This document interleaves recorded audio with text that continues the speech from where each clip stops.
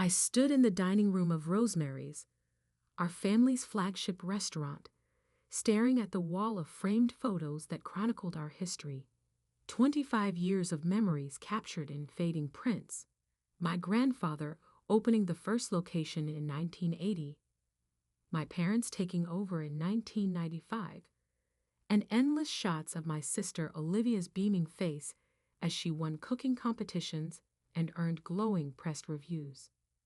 My face appeared exactly once, age 12, half hidden behind Olivia in a staff Christmas photo. "There you are, Madison." My father's voice made me turn. He stood in the doorway, his chest whites pristine despite the dinner rush that had just ended. "Your mother and I need to talk to you. Join us in the office?" I nodded, already knowing what this conversation would be about. At 32, Olivia was ready to take over the family business, our chain of upscale Italian restaurants now worth over $2 million. And I, at 28, was about to be officially pushed aside. The office still smelled exactly the same. Garlic and herbs from the kitchen mingled with the leather of my father's ancient desk chair. Mom sat perched on the edge of the desk, while Olivia lounged in one of the visitor chairs, scrutinizing her perfect manicure. "Have a seat, honey." Mom gestured to the remaining chair. Her smile was gentle, but didn't quite reach her eyes.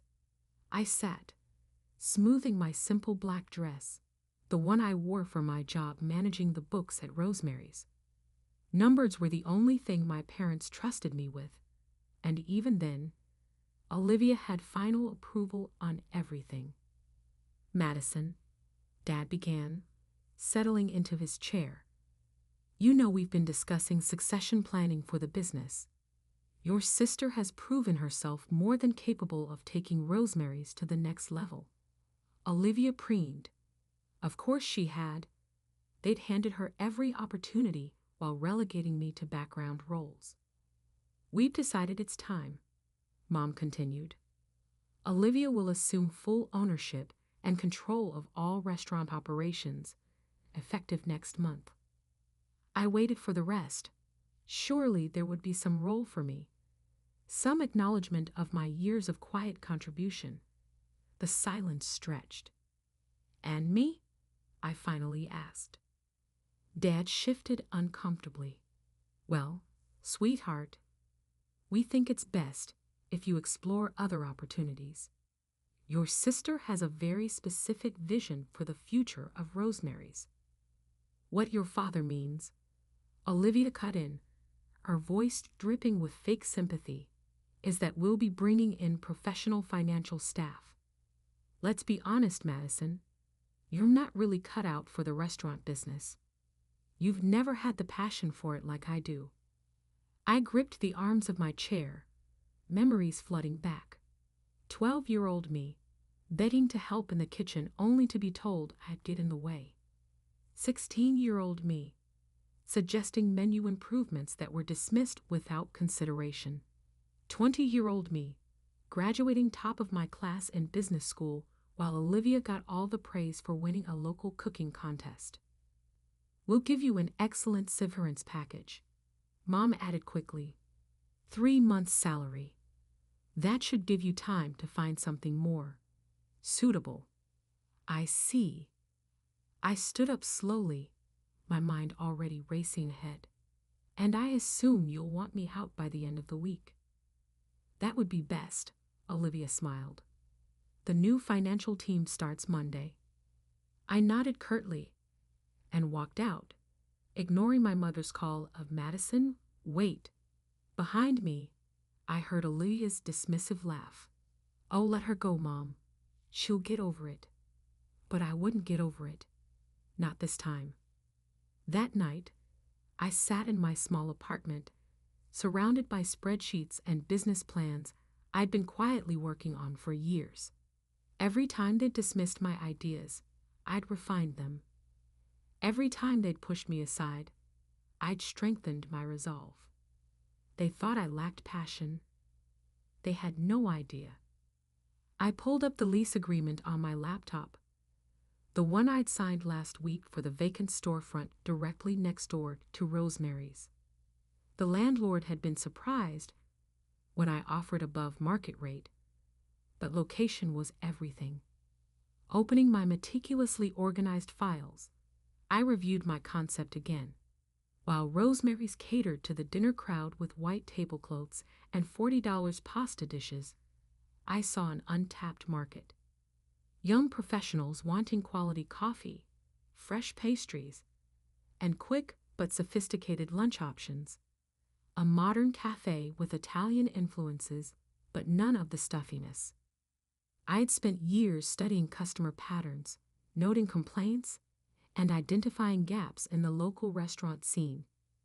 While Olivia focused on impressing food critics, I'd watched what actually brought in steady profits. My phone buzzed. A text from my best friend Sofia. Just heard what happened. You okay? I smiled grimly and replied, better than okay. Remember that business plan I showed you? It's time. Sophia had been the only person who believed in me from the start. As the head pastry chef at an exclusive hotel downtown, she'd even offered to consult on my menu development. The next morning, I walked into Rosemary's for what would be my last day. The morning prep crew barely looked up as I passed through the kitchen. I'd always been practically invisible here anyway. In my small office, I methodically gathered my personal items while downloading copies of all the financial records I'd legally created. Clearing out already, Olivia appeared in the doorway, a smug smile playing on her lips. I thought you'd at least finish the week. I carefully placed my succulents in a box. No point dragging it out. I'm sure your new team is eager to start. She walked in, running a finger along my desk.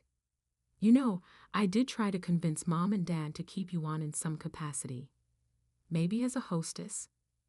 But they agreed you need to find your own path. I bit back a laugh. Classic Olivia, always making sure to appear generous while twisting the knife. How thoughtful of you. Well, family is family. She paused. Though I hope you understand you won't be getting any friends and family discounts at the restaurants. It wouldn't be fair to other customers.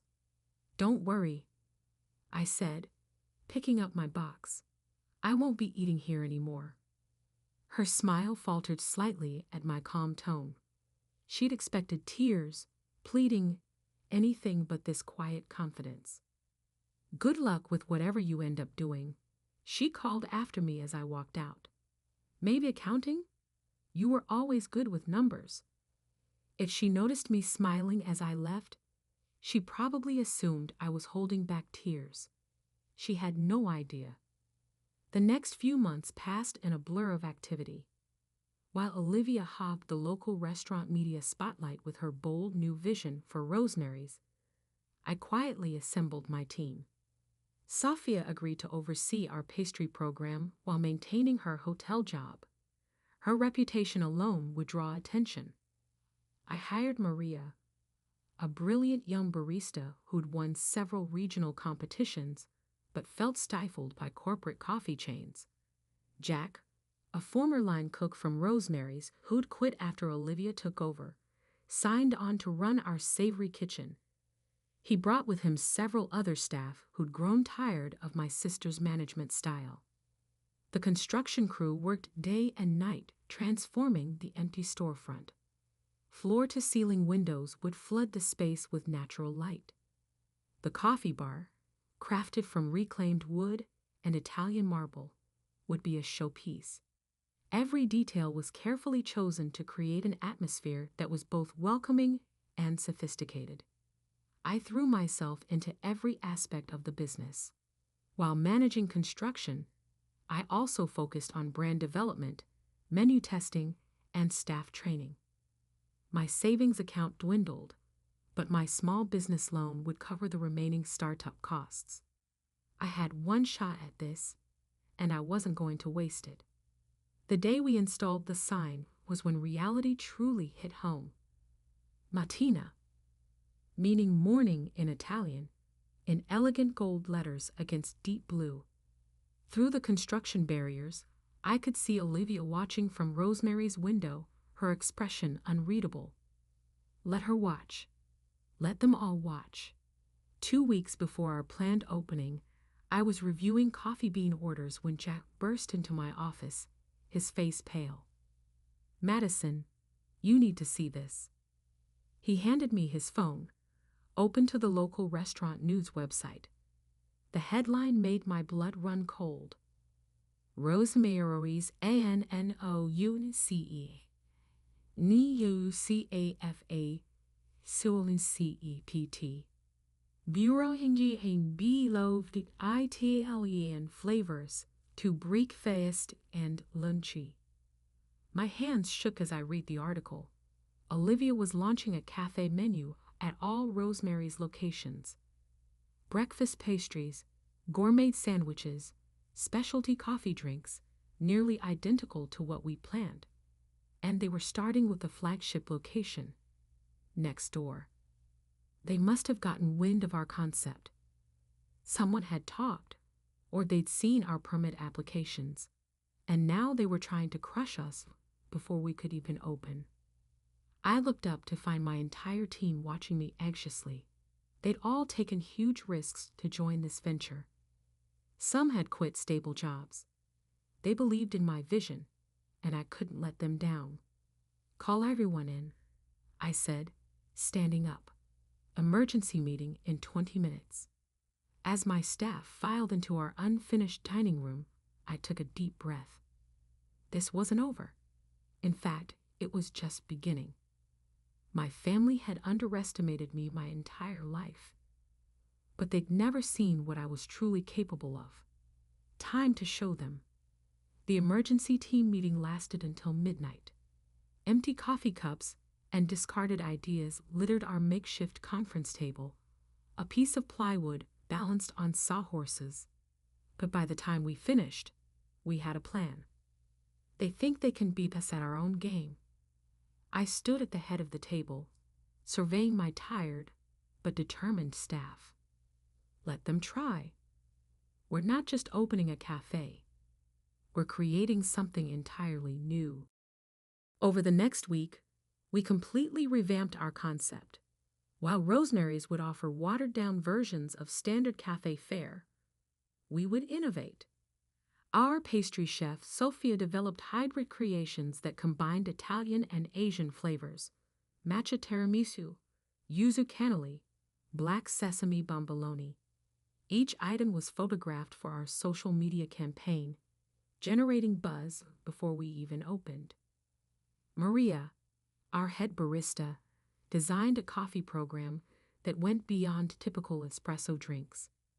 She sourced rare beans from small Italian farms and created signature drinks that told a story. The Vesuvius, a volcanic-looking layered espresso drink with chocolate ash, became our Instagram star. But our biggest innovation came from an unexpected source. Jack, our kitchen manager, had been experimenting with rapid cooking techniques that could deliver restaurant-quality meals in cafe timing. "Look at this," he demonstrated, pulling a perfectly cooked pasta dish from a specialized heating unit. 3 minutes from order to plate, and the quality matches any full-service restaurant.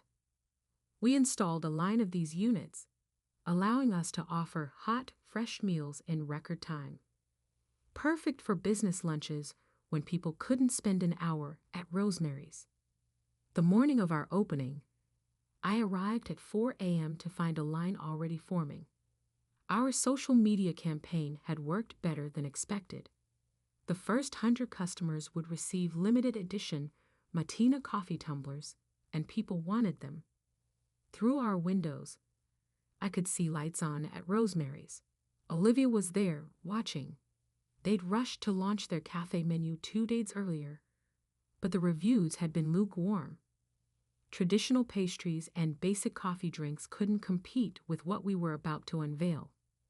At precisely 6 a.m., I unlocked our doors. The space was stunning, modern yet warm, with that reclaimed wood and marble bar as our centerpiece. The aroma of freshly baked pastries and specialty coffee filled the air. "Welcome to Matina," I greeted the first customers, a group of young professionals headed to nearby offices.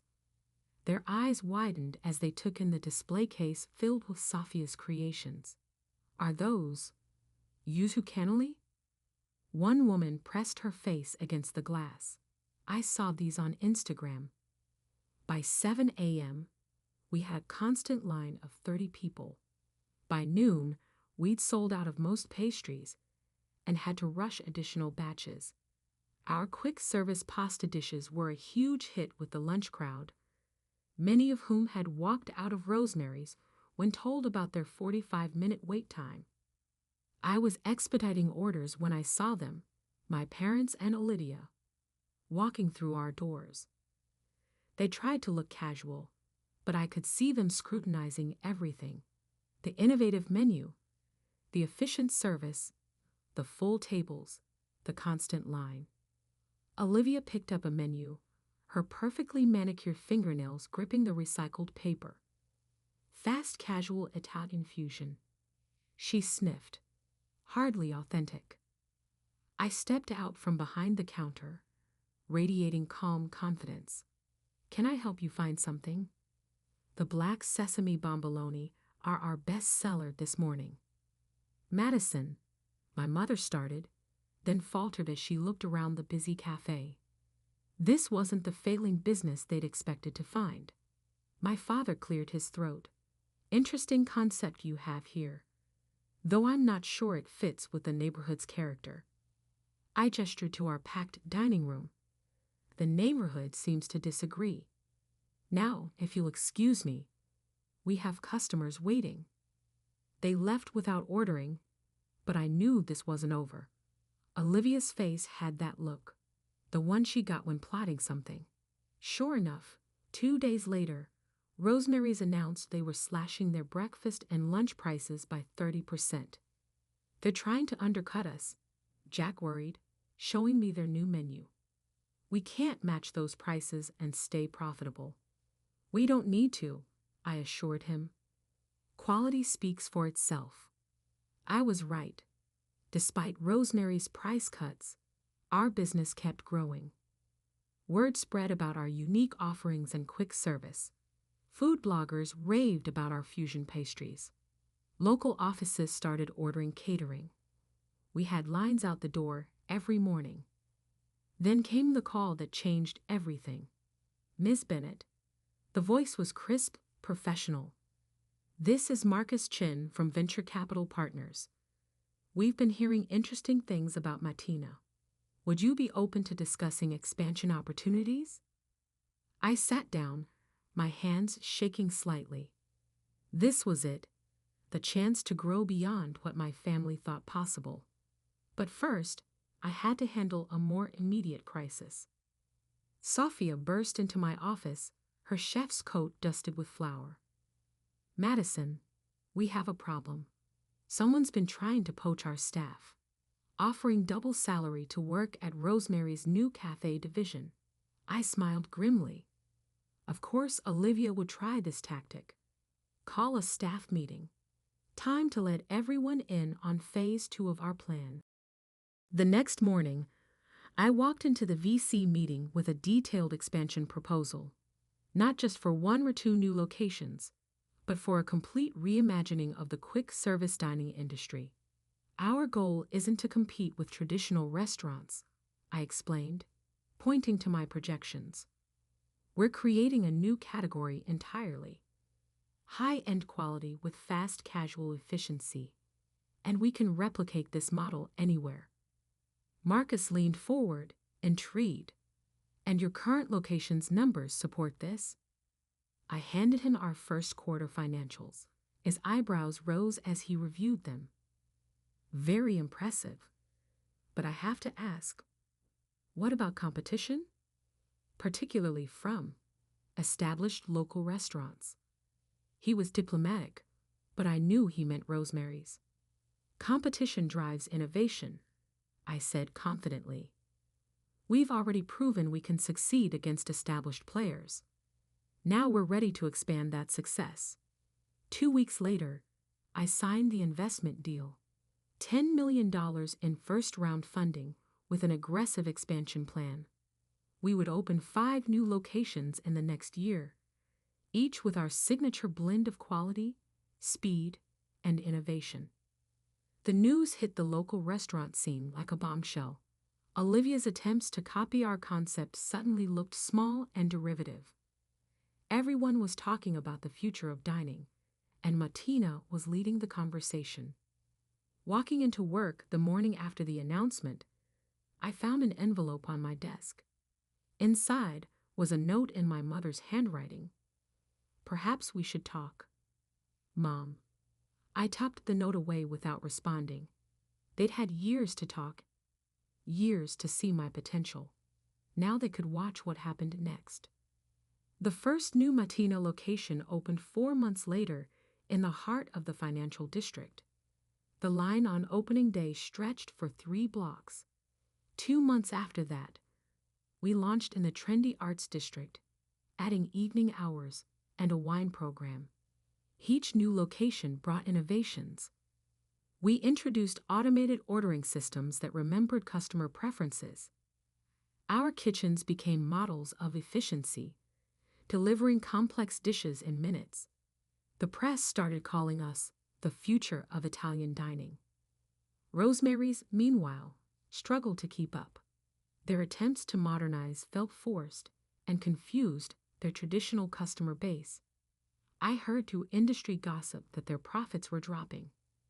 Then came the headline that shook the local restaurant world. Rosemary closes 2 locations.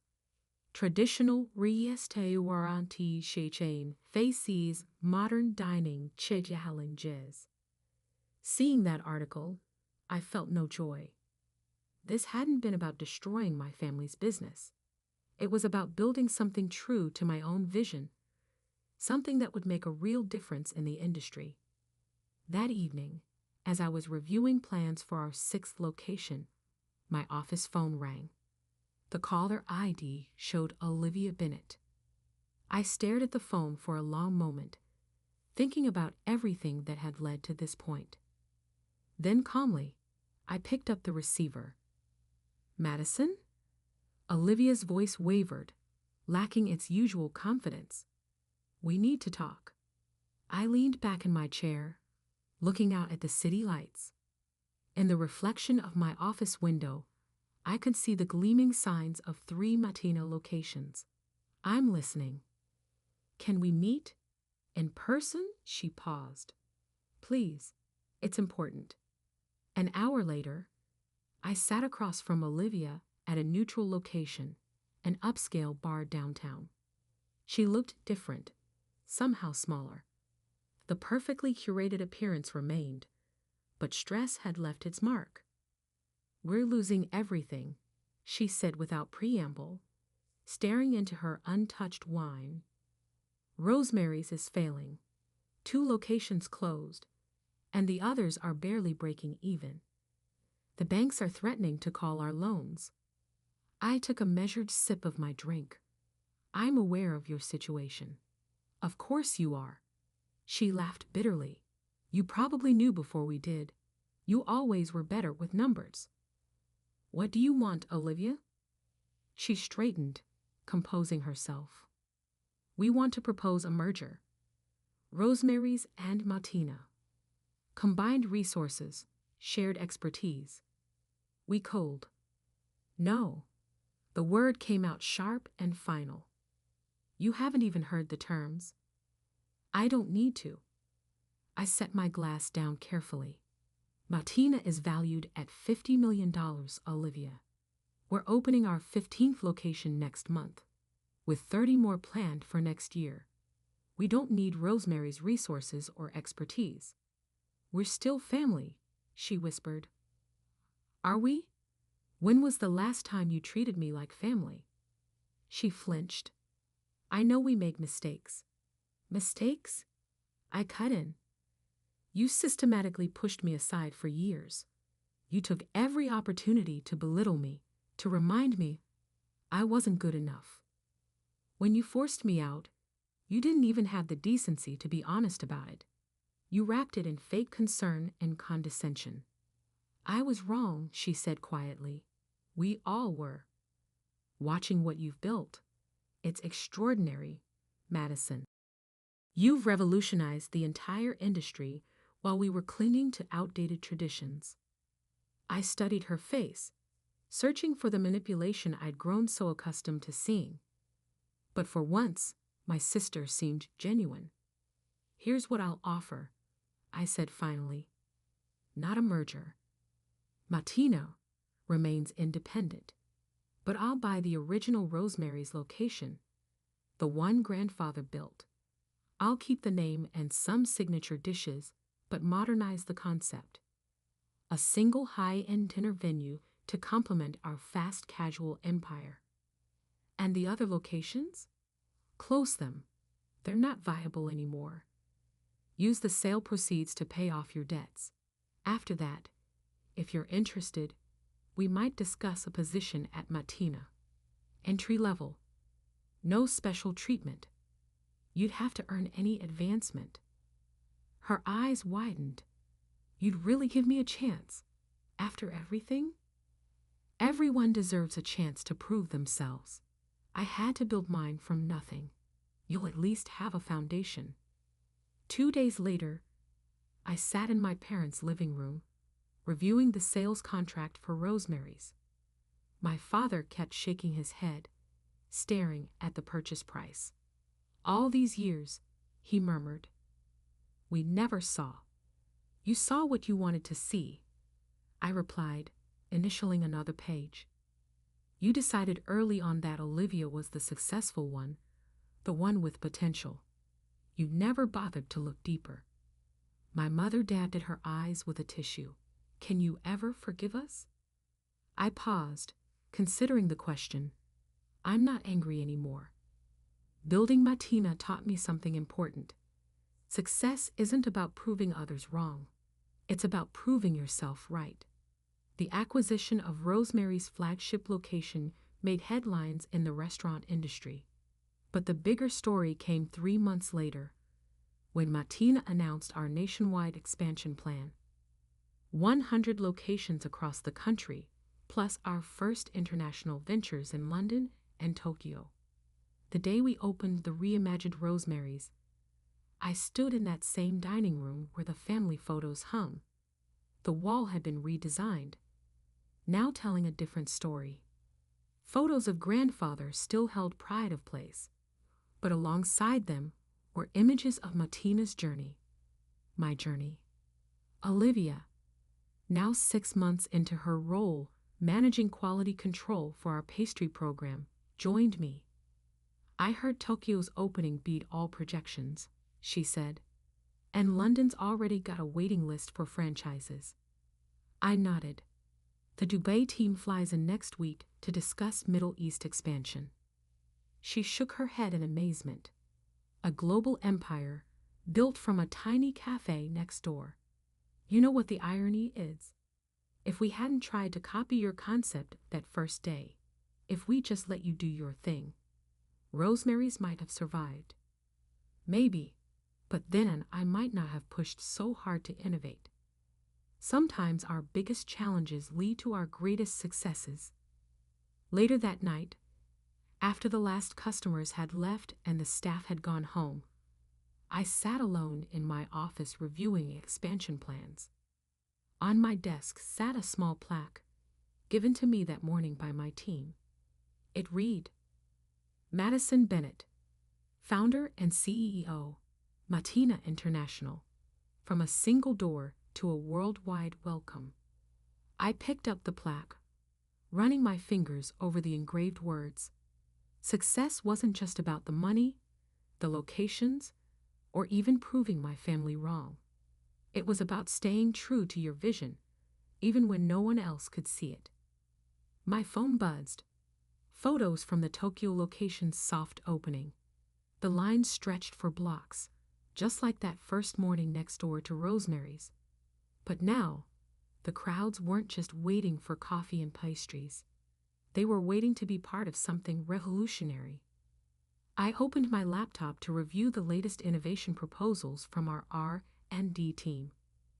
We were exploring AI-driven ordering systems, sustainable sourcing initiatives, and revolutionary kitchen automation.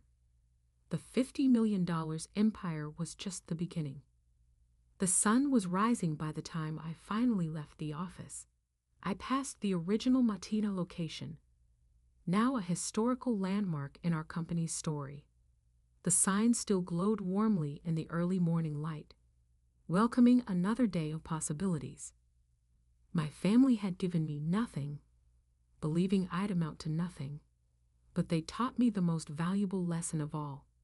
The only limits that matter are the ones you accept for yourself. Standing there in the growing light, I smiled. Time to start another day of proving just how limitless those possibilities could be.